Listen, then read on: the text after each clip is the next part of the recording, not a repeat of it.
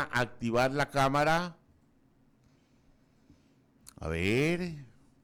Don Ismael Quintana, ¿cómo le va? ¿En traje de civil o en traje de campaña por el paro? ¿Cómo le va? ¿Lo tienen encerrado en su casa? Buenos días, Ismael.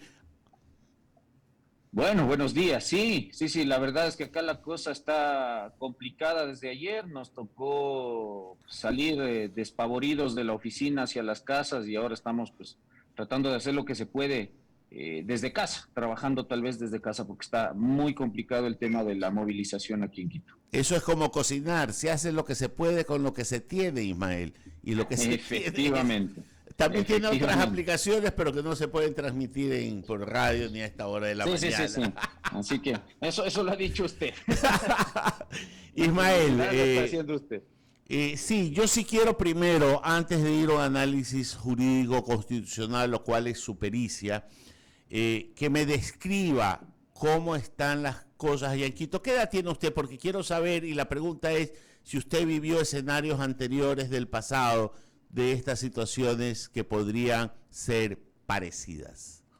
Yo tengo 32 años. ¿Ya? Así que hay cosas que he podido vivir y otras que no las he vivido, pero que cuando se agarra un buen librito de historia nuestra, uno sabe de lo que ha pasado en nuestra vida republicana, Le ¿no? Así que recomiendo tres libritos. Uno, La presidenta de Rosalía Arteaga, otro, El golpe detrás de los ponchos y otro, El golpe. Los tres editados por este sí. servidor que hablan de los hechos que podemos conversar en estos momentos. ¿Qué Seguro que sí. paralelismos ve usted de lo que está sucediendo en base al pasado? Bueno, usted sabe que levantamientos indígenas en nuestra historia han habido y de diversas magnitudes, ¿no? El último Ajá. grande que lo tuvo que enfrentar el expresidente Rodrigo Borja y que no terminó tan bien, por supuesto.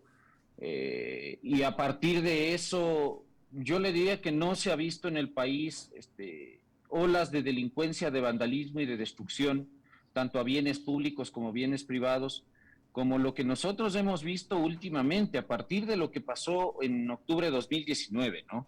Donde el derecho a la protesta fue el membrete bajo el cual se encubrieron un sinnúmero de delitos que debían haber sido investigados, procesados y sancionados como corresponde en un Estado de Derecho, pero que gracias a la gentileza de una irresponsable Asamblea Nacional han sido amnistiados esos hechos. Y entonces la gran pregunta es por qué estamos prácticamente rebobinando el cassette ahora y como volviendo en el tiempo, porque eso es lo que diríamos, ¿no? Parece que estamos regresando a octubre de 2019, porque esta gente como Leonidas Issa y esta dirigencia indígena como Lourdes Tibán, Jaco Pérez, Marlon Santi, Salvador Quispe y otros, saben que pueden asusar a sus hordas para que cometan los actos que se están cometiendo en varias ciudades del país. He visto lo que ha pasado en Ambato, lo que ha pasado en Riobamba, lo que está pasando en la provincia de Bolívar, lo que ha pasado en Guayaquil, lo que está pasando ahora con mucha preocupación acá en Quito. Y claro, ellos saben que el mensaje de impunidad lo propagó la propia Asamblea Nacional hace un par de meses nada más, ¿no? En esta resolución parlamentaria de amnistía.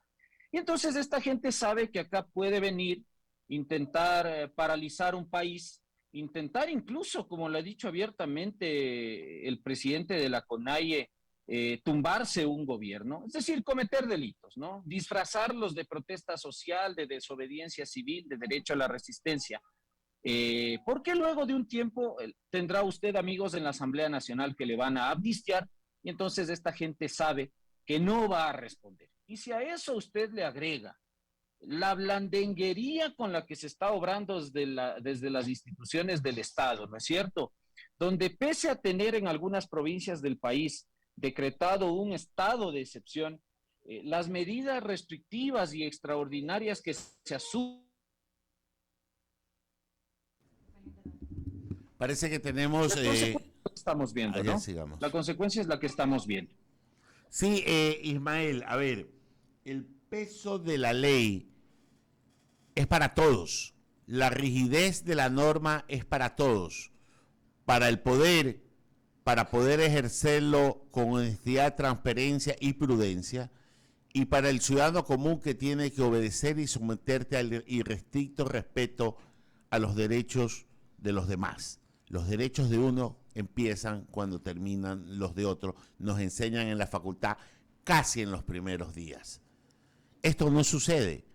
¿Por qué el derecho del ciudadano de poncho, de a pie, de lo que sea, es más fuerte que el derecho que tiene la autoridad a tener que preservar la paz ciudadana, la paz social, el libre tránsito y, lo más importante ahora, el libre abastecimiento de víveres en los mercados? ¿Por qué ese derecho de la protesta termina siendo más fuerte que el derecho de los ciudadanos que estamos sometidos a la ley y que cumplimos nuestro deber de ir a trabajar, querer llevar a nuestros hijos a los colegios, a las universidades? ¿Por qué es más fuerte? A ver, yo creo que hay que empezar diciéndolo de frente y sin ambajes. Todo lo que usted ha descrito no es derecho a la protesta, ¿no? Si usted revisa la jurisprudencia, incluso nuestra, de la Corte Constitucional actual, la protesta claro que es un derecho consagrado no solo en la Constitución, sino también en varios instrumentos internacionales relativos a los derechos humanos. Pero ese ejercicio de derecho a la protesta, como todo derecho fundamental, está sometido a ciertas limitaciones. Es decir, no hay derechos absolutos, ¿no?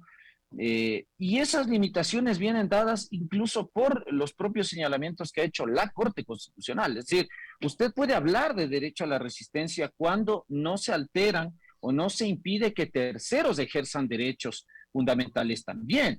Usted puede hablar de derecho a la resistencia cuando no se altera el orden público, pues cuando no se altera la seguridad interna de un Estado, cuando no se generan situaciones de conmoción o de alarma social que incluso alteran el normal desenvolvimiento de las instituciones estatales. Ahora, como se pueden producir estos escenarios como los que ya hemos vivido en octubre de 2019, y veo que les parece es copia calcada de lo que estamos viviendo en junio 2022, entonces las constituciones contemplan varias herramientas que permiten, si es que se aplican con corrección y con todo el rigor que, como usted bien anotaba, debe estar dentro del marco de la ley, del ordenamiento jurídico, permiten superar estas contingencias excepcionales, ¿no es cierto? Por ejemplo, entonces ahora hablamos de una conmoción social interna. Ese es causal de estado de excepción. Y cuando usted decreta el estado de excepción, que es la herramienta a la que yo me refería, precisamente se busca precautelar el ejercicio de derechos de terceros. Por ejemplo, si usted me paraliza una vía, entonces impide que se transporte alimentos, que se transporte gas, que se transporte leche, que se transporte agua, ¿no es cierto? Si me paraliza pozos petroleros, si me paraliza plantas reproductoras de agua, si me invade propiedad privada, como por ejemplo florícolas, ¿no es cierto? O plantas avícolas. Si es que usted me cierra carretera, usted está lesionando derechos de terceros y eso no es derecho a la protesta. Entonces, en esas condiciones, que son las que estamos viendo ahora, no puede jamás pesar el derecho de una minoría a protestar de la manera en que lo están haciendo, que es destruyendo propiedad privada y propiedad pública, porque para eso se adopta la medida del estado de excepción, para aplicar con rigor estas medidas extraordinarias y limitar los derechos de quienes no quieren ejercer esta posibilidad de la protesta, que es legítima, que es válida, por supuesto, pero dentro del marco de los límites que el propio ordenamiento jurídico establece. Entonces, en estos casos, no es que qué debe primar más, es que hay herramientas que se deben utilizar como el estado de excepción, que se han utilizado. De hecho, la tarde-noche de ayer se decretaba nuevamente un estado de excepción con medidas ampliatorias desde el punto de vista territorial. Y claro, lo importante sería entonces que los derechos de quienes, por ejemplo, yo ahora no puedo salir acá a mi oficina porque hay gente que bloquea vías, entonces no quiero exponer a que me agredan a mí, a que agredan a mi vehículo y que luego en la tarde no pueda regresar a casa sano y salvo, entonces prefiero quedarme en la casa, ¿no es cierto? Ahí yo estoy limitándome por decisión de otros mi derecho a movilizarme, mi derecho a ir a la oficina y ejercer mis actividades con total normalidad, ¿no es cierto? Entonces, para eso está el estado de excepción. ¿Qué problema tenemos entonces en este caso? No es un tema de peso, no es un tema de qué derecho vale más por sobre el otro, sino básicamente la voluntad de quien decreta el estado de excepción de querer hacerlo cumplir con todo rigor. y lamentablemente me parece que por ahí estamos teniendo problemas, ¿no? Porque está muy chévere esta, entre comillas, jugada maestra que se ha lanzado ayer la Presidencia de la República, decretando nuevamente un estado de excepción y derogando el otro para evitar que la Asamblea lo revoque.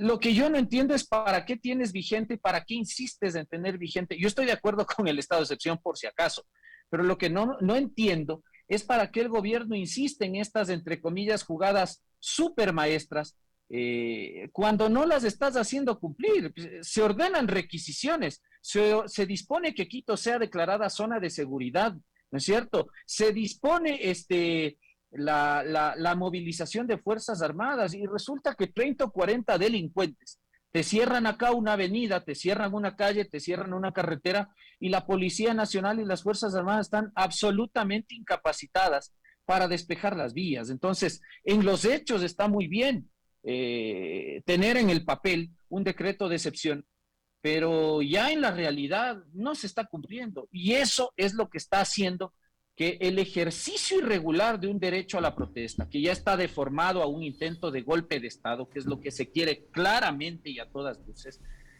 nos esté poniendo en el caos a todos, ¿no? Y nos esté dejando en la absoluta indefensión.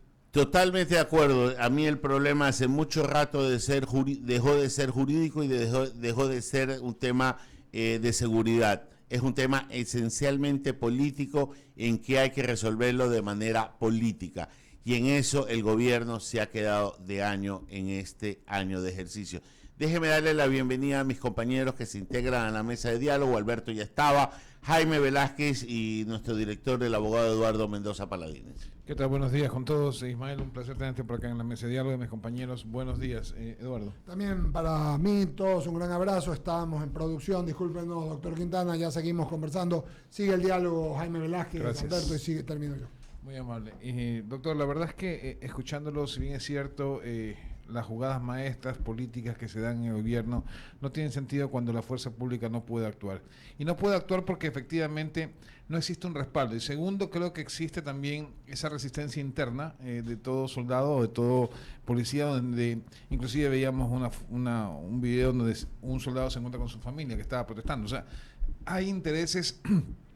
O sea, más que intereses, te diría sentimientos de familia que los une. Entonces, ¿cómo levantarse contra esa gente? Ahora, si bien es cierto, hay protestas vandálicas, que así las llamo yo, actos vandálicos por esta gente, inclusive hay muchos infiltrados, y no se toma mano dura o mano fuerte. Y esto lo hemos visto no solamente ahora, lo vimos en el 2019 y lo vimos antes también.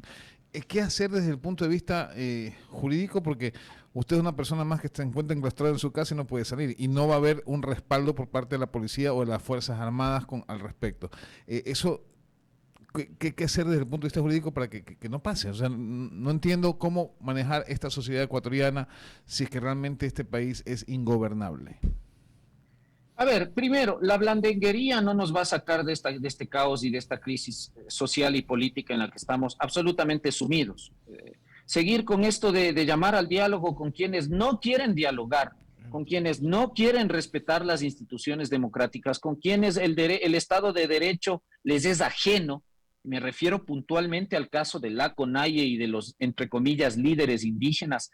Es seguir perdiendo el tiempo, pero si el presidente ha dado la respuesta a los 10 puntos y 10 peticiones que hizo Leonidas Issa, y está clarísimo el mensaje, ya no les interesa eso, por eso es que no se quieren sentar a conversar, lo que les interesa es tumbar al gobierno.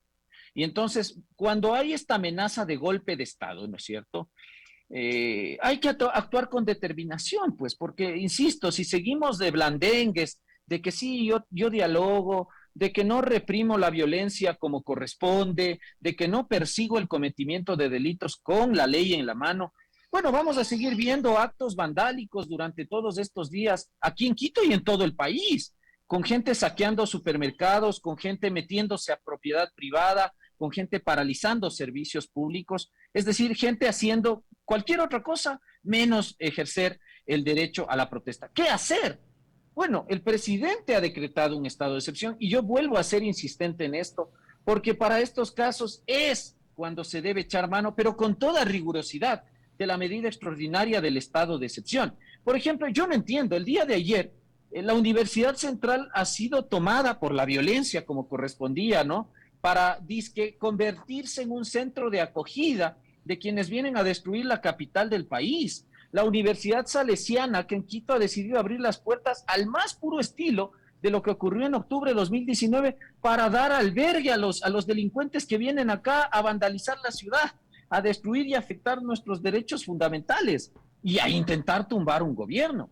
Entonces, por ejemplo, en esas condiciones, jurídicamente, ¿qué puede hacer el Estado? Bueno, has decretado un estado de excepción.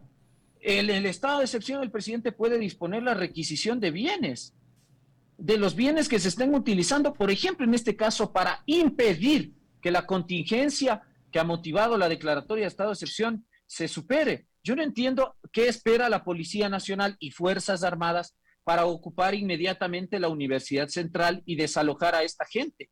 ¿Qué espera la Policía Nacional y las Fuerzas Armadas para ocupar la Universidad Salesiana, como ya han hecho con la Casa de la Cultura, como ya se hizo anoche con la Escuela Politécnica Nacional? De ese modo es como con la ley en la mano, y con la ley me refiero a la Ley de Seguridad Pública del Estado, artículo 35, que permite la requisición, aplicar con todo el rigor estas cuestiones. Entonces, ¿para qué ordena requisiciones si vas a permitir que, por ejemplo, esta clase de bienes inmuebles sean utilizados con la destinación con la que estamos viendo? Albergar gente que va y duerme allá, que se abastece de víveres y todo, pero que al día siguiente viene y te cierra las vías y te paraliza una ciudad y un país. Entonces, si vas a tomar esas medidas en el papel, pero no las vas a hacer cumplir, y el derecho te faculta eso, te faculta a coordinar pues con fiscalía. Si tú ves que dentro de estos, entre comillas, centros de acogida, como son estas universidades, se están planificando actos delictivos, coordina con fiscalía los correspondientes allanamientos para evitar que estos actos delictivos se lleven a cabo y se consumen, pues. Porque si eso no es así, y si el gobierno con todo y decreto de estado de excepción tiene estas posibilidades de requisar, de aplicar las medidas dentro de una zona de seguridad, como es el caso de Quito, y no lo hace, si ha dispuesto la movilización de Fuerzas Armadas, pero yo no veo Fuerzas Armadas por ningún lado, o al menos por los sitios por los que yo he transitado, no he visto Fuerzas Armadas, ni Policía Nacional he visto. Bueno, entonces para eso mejor que te revoquen nomás el estado de excepción, porque parece que lo que tú quieres es que realmente te tumben. Parecería que lo que el gobierno quiere es eso. Parece que lo que el gobierno quiere es que su mandato se termine por la vía irregular y de modo anticipado, pese a que muchos lo que queremos es que el gobierno termine el mandato para el cual fue elegido, tomando los correctivos que deba tomar, porque para eso está el derecho a la protesta. Pero, insisto, parece que el gobierno lo que quiere es dejarnos a todos en la indefensión y quedar el propio gobierno expuesto a un eventual golpe de Estado, ¿no? Doctor Quintana, y eso es lo que a mí me preocupa. La verdad es que sí, coincido con muchas palabras que usted nos está comentando. Lo que sí es cierto es que cómo gobernar en un país donde efectivamente ya no le hacen caso al presidente. Es decir, decretan estado de excepción y pues obviamente siguiendo todo lo que usted acaba de relatar. Y pues obviamente... Pero perdóneme, sí. le quiero interrumpir. El día sábado nomás el gobierno llamaba a las supuestas marchas por la paz, pues. Es decir, el propio gobierno decreta el estado de excepción, suspende las libertades de asociación y reunión, y el sábado te está llamando a que vayas y marches por la paz. Pero por favor, si el propio gobierno no está haciendo cumplir sus propias reglas, presidente Lazo, decisión es lo que le estamos pidiendo. Ya no es hora de las blandenguerías con gente, insisto, que no quiere dialogar. No se dialoga, no se negocia. A la gente que quiere destruir, a la gente que quiere tumbar gobiernos, se le aplica el peso de la ley con todo el rigor que corresponde, sin ningún temor. Ahora, si vamos a seguir en esto, bueno, entonces el país se va por el despeñadero, ¿no? Claro, lo otro que le iba a preguntar es, ¿y usted cree que en estos momentos, ya que la Asamblea Nacional siempre es un bloqueo a todo lo del Ejecutivo, llamar a la muerte cruzada lo podría hacer el presidente de la República? ¿Cree que es una medida que podría sanar en algo el tema o no? A ver, lo que pasa es que en la Asamblea usted sabe que hay grupos que van a tratar de pescar a río revuelto, ¿no? Entonces, a esta crisis social de la que hemos venido comentando con ustedes en estos minutos, la Asamblea le quiere abonar un ingrediente más, que es la crisis política. Y por eso ayer ya Sinan Bajes del correísmo hablaba de la famosa destitución presidencial, pues, ¿no? Entonces, ya sabíamos lo que iban a hacer. y por eso entiendo que el gobierno se lo pensó muy bien al momento de decretar el estado de excepción, porque todos sabíamos que cuando se invoque la causal de grave conmoción interna en el estado de excepción, la asamblea, o al menos esta mayoría que se ha conformado ahora de Pachacuti, correísmo y parte de la izquierda democrática, iban a querer utilizar esa causal para invocar el 130 número 2 de la Constitución y decir que hay una grave crisis política y una crisis social y que en esas condiciones habría que iniciar el trámite para destituir al presidente de la República. Entonces, vamos a entrar en los siguientes días, mis queridos amigos, en este juego de los cálculos, ¿no? Porque usted sabe que la famosa muerte cruzada tiene doble vía, entonces la herramienta la puede utilizar el presidente, firmando solamente un decreto, como la Asamblea Nacional. La gran desventaja, y creo que los asambleístas en esto no entienden, es que el trámite para destituir al presidente bajo el procedimiento del artículo 130 de la Constitución no es una cuestión en la que uno chasquea los dedos y sopla y hace botellas. Primero hay que reunir votos, los votos para presentar la petición. Luego se debe instrumentar un procedimiento en el cual el presidente debe comparecer al Pleno y ejercer el derecho a la defensa. Y luego habrá que ver si existen 92 votos, porque para destituir al presidente se requiere mayoría calificada. ¿Los hay ahora? Yo le diría que no. Y además la gran desventaja que tendría la Asamblea Nacional es que yo pensaría que el presidente actuará de esa manera. Tan pronto la Asamblea intentase aplicar el 130 de la Constitución, supongo yo que el presidente de la República y su secretario jurídico ya tendrán, ojalá no un borrador, sino un decreto listo, para disolver la Asamblea Nacional, porque la gran diferencia es esa. El presidente firma el decretito y la Asamblea inmediatamente cesa en funciones. La Asamblea no puede hacer eso porque tiene que demorarse al menos un par de semanas en tramitar un procedimiento. Sin duda alguna, digamos, esa no es la solución a esta crisis, ¿no? Pescar a río revuelto y tratar de buscar elección anticipada. Pero en último de los escenarios, si es que la situación escala a más violencia, ahí está el procedimiento, ¿no? La gran pregunta es, ¿quién de los dos poderes del Estado va a activar el botoncito primero? Yo diría que el presidente lo debería hacer inmediatamente, ¿no? La amenaza está ahí. Clarísimo. Le doy paso a Alberto Quintana, que tiene más preguntas para usted. Adelante, Alberto. Gracias. Gracias, Jaime. Doctor, qué gusto. Hace un momento nomás el ministro de la Defensa, Luis Lara, y la cúpula de las Fuerzas Armadas, pues, hacían un pronunciamiento oficial, ¿no? Dicen ellos en defensa del orden constituido y la democracia. Han señalado que no permitirán un intento de golpe, y algo también muy llamativo que decía el ministro de Defensa: la democracia del Ecuador está en serio riesgo ante la acción concertada de personas exaltadas que impiden la libre circulación de la mayoría de los ecuatorianos, ¿no? El ministro estaba flanqueado por los tres jefes de las tres ramas de las Fuerzas Armadas. Pero ¿basta con un pronunciamiento así o es necesario también la acción precisamente que usted señala, el elemento uniformado para poner orden? Porque vemos que esto ya se sale de los linderos de Quito y ya vemos, hoy Guayaquil amanece también con algunos sectores donde se están generando, donde se quiere propiciar el caos. Doctor. A ver, yo aplaudo esos señalamientos que ha hecho el ministro de la Defensa, ¿no? Porque además el hoy ministro fue militar y entiendo que conoce de los riesgos que se pueden producir para la institucionalidad del país cuando hay gente que lo que quiere es tumbar un gobierno por la vía irregular. El gran problema es que los pronunciamientos o las ruedas de prensa o los comunicados de Twitter hoy en día nos están quedando absolutamente insuficientes, porque parece que todo se queda en el papel y en el discurso. Está muy bien defender la democracia desde un micrófono y desde una rueda de prensa, pero si eres ministro de Defensa y hay decreto de estado de excepción vigente, tú tienes la obligación de coordinar y complementar las labores de Policía Nacional en el restablecimiento del orden público, la protección de derechos de terceros y la seguridad ciudadana. Para eso se dispone la movilización de Fuerzas Armadas. Entonces, menos discurso y más acción. Eso es lo que se les está pidiendo. El gran problema es que hay muchas cuestiones que pasan por decisión política. Correcto. Y la política no la maneja ni el ministro de la Defensa ni el ministro del Interior, que es otra persona que trata de hacer lo que puede. Yo realmente respaldo la labor del ministro Carrillo, Pero perdóneme y se lo voy a decir, o sea, si usted en el Ministerio de Gobierno tiene a un exgobernador del presidente Correa, ahí, que hasta aquí no ha asomado, ¿no? En estos días el señor está escondido, no ha dicho nada. Y el ministro de Gobierno debería estar coordinando con Ministerio de Defensa y con Ministerio del Interior las acciones políticas que a la larga se traducen en estrategias para el restablecimiento del orden público. Entonces, presidente Lasso, sacúdase, deshágase de los enemigos que tiene en el gabinete. Cuando pase eso va a tener mayor claridad en la asesoría jurídica y política, ¿no? Pero si sigue teniendo a don Jiménez ahí, mis queridos amigos, estamos indefensos.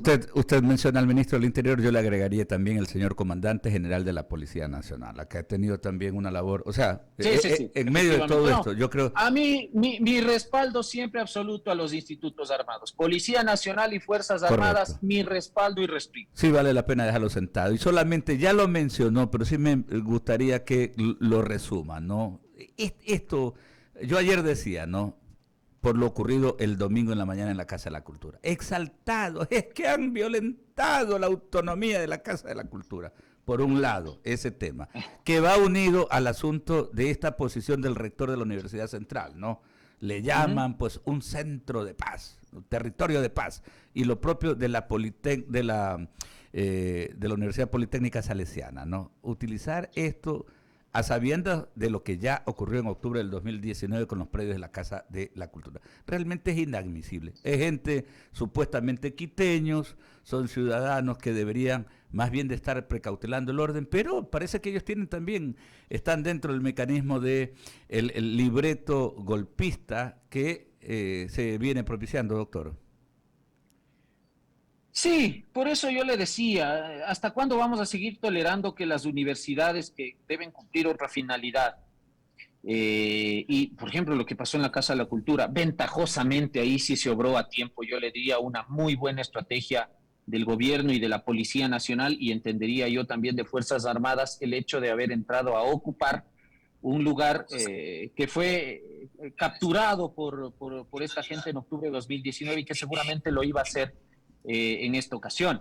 Pero estamos viendo que ahora se vuelve a repetir el libreto de que universidades encubren el tema de la acogida, de las donaciones, del hospedaje, para que esta gente que está entrando con violencia acá a la provincia de Pichicha, básicamente, entre ahí, duerma ahí, se alimente ahí y salga a destruir el país y amenazar la democracia, como que si acá no hubiese ordenamiento jurídico que respetar, ¿no? Entonces, en estos casos, por eso le insisto, mi querido Alberto, en estos casos es cuando el gobierno debe tomar decisiones, las decisiones dentro del marco de la ley. Ahí está la Ley de Seguridad Pública y el Estado. Usted me dice que le resuma qué debe hacer. Debe aplicar el 35 de la ley y declarar zona de seguridad las universidades que hoy han sido irregularmente utilizadas para una finalidad que hoy amenaza a la democracia y a la estabilidad institucional del país.